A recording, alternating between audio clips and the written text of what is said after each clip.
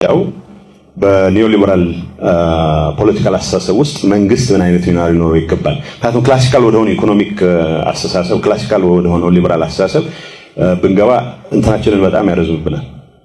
ስለዚህ በኒዮሊበራል ፖለቲካል ፓራዳይም ውስጥ የስቴት ሚና ምንድነው የሚለውን ነገር በማንሳት ነው። ለዚህ በምንሰጠው መልስ ላይ ተመስርተን ነው ዴቨሎፕመንታል ዴሞክራቲክ ስቴት የሚባለው ልማታዊ ዴሞክራሲያዊ መንግስት ምንድነው የሚለውን ነገር ለማንሳት ብቻ ነው። ስለዚህ ሴንትራል መነሻችን የመንግስት ሚና ነው። ኢኮኖሚ ውስጥ መንግስት ሊኖረው የሚችለውና የሚገባው ሚናን በሚመለከት ነው። ስለዚህ በኒዮሊበራል ፖለቲካል አስተሳሰብ ውስጥ መንግስት የፕራይቬት ፕሮፐርቲ ማስከበርና ኮንትራክቶችን ኢምፕሊመንት ማድረግ ኢንፎርስ ማድረግ ላይ ብቻ የኮንፋይንድ የሆነ ናይት ዎችመን ስቴት መሆን አለበት ብሎ ያምናል። ስለዚህ መንግስት በኢኮኖሚ ውስጥ ያለው ሚና በነጋዴዎች መሃል የተገቡ ውሎችን ማስፈጸም ኢንፎርስ ማድረግ የግለሰቦችን የንብረት መብት ማስጠበቅ ነው። ከዛ በዘለለ የሚፈተፍትበት ምክንያት የለውም። ስለዚህ ሁለት መነሻዎች አሉት። መንግስት ኢኮኖሚ ውስጥ መግባት የለበትም ብሎ ሲከራከር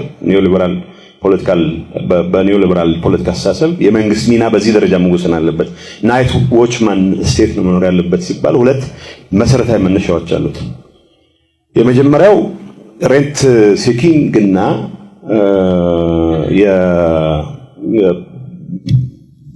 የሰዎች ኔቸር ስግብግብነት ኔቸር ራሱን ችሎ የመንግስትን ሚና እንዲገድብ ማድረግ መቻል አለበት የሚል አስተሳሰብ ነው። ይሄ ፖለቲካል ኢኮኖሚ አስፔክቱ ነው። የፖለቲካል ኢኮኖሚ አስፔክት አንድ መንግስታት በኢኮኖሚ ውስጥ በሚገቡበት ሰዓት ሁሉም ራሽናል አክተርስ ናቸው። ራሽናል አክተርስ ደግሞ ግሪድ ላይ የተመሰረተ ባህሪ ነው ያላቸው። ሰልፍ ኢንትረስት ፕሮሞት የማድረግ የራስን ጥቅም ሁሌም የማስቀደም አዝማሚያ የመንግስታትን የግለሰቦችን ሁሉም አክተሮች ነው ኢኮኖሚ ውስጥ። ስለዚህ በመጀመሪያ ደረጃ የመጀመሪያው እንዳልኩት ፖለቲካል ኢኮኖሚው በሬንት ሲኪንግ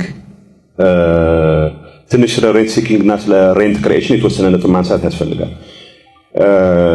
ሰዎች ሲያመርቱ አንድ ነገር ሲሰሩ ወይም ቴክኖሎጂ ሲፈጥሩ ወይ ዕቃ ሲያመርቱ ትርፍ ለማግኘት የሚጠቀሙበት መንገድ ፕራይስ በማርጂናል ኮስት ላይ ተመስርቶ ሴት የሚደረግ ፕራይስ አለ። ኦቨር ኤንድ አባቭ that part the opportunity cost of የአሴት ነው ትርፍ የሚገኘው። ምርት በማምረት ላይ የተመሰረተ ትርፍ የማግኘት እንቅስቃሴ በኢኮኖሚክ ፓርላንስ ሬንት ክሪኤሽን ነው የሚባለው። ሬንት ክሬት ታደርጋለህ። ሰዎች ምንም አይነት ፕሮዳክሽን ውስጥ ሳይገቡ ከመንግስት ጋር ባላቸው ቁርኝት ምክንያት ሪሶርስ ሲቀራመቱ ግን ሬንት ሲክ ያደርጋሉ ነው የሚባለው። ኪራይ ሰበስባሉ የሚባለው ማለት ነው። አሁን ኪራይ መሰብሰብ የሚባለው በጣም አቢዩዝ የሆነ ኮንሰፕት ነው። በየቦታው ሲሰሙ ኪራይ ሰብሳቢ ምን ማለት እንደሆነም በማያተረዱበት ደረጃ ነው። በጣም የተዘበራረቀ ትርጉም ነው የሚሰጠው። በተግባር ግን የሰን ኢኮኖሚክ ኮንሰፕት ምንድነው? ሰዎች በሰሩት ነገር ላይ ተመስርተው ከማርጂናል ኮስቱ በላይ ሴት በሚያደርጉት ፕራይስ ላይ ተመስርተው የሚያገኙት ፕሮፊት እንደተጠበቀ ሆኖ ይሄ ሬንት ክሪኤሽን የሚባለው ነው። ከዛ ውጭ ከመንግስት ጋር ባለ ቁርኝት ምክንያት መንግስት የተፈጥሮ ሬንት የማከፋፈል እድሉ ስላለው ያንን ሬንት የመሰብሰብ እንቅስቃሴ ቴንደንሲ ነው ሬንት ሲኪንግ ይባላል። ስለዚህ ማንኛውም የግል ጥቅሙን ብቻ የሚያሳድድ አክተር ባለበት ኢንቫይሮንመንት ውስጥ ከመንግስት ጋር መጠጋት ሬንት ኮሌክት ከማድረግ ጋር ብቻ ነው የሚያያዘው የሚል አሳምፕሽን ነው የኒዮሊበራል አሳምፕሽን።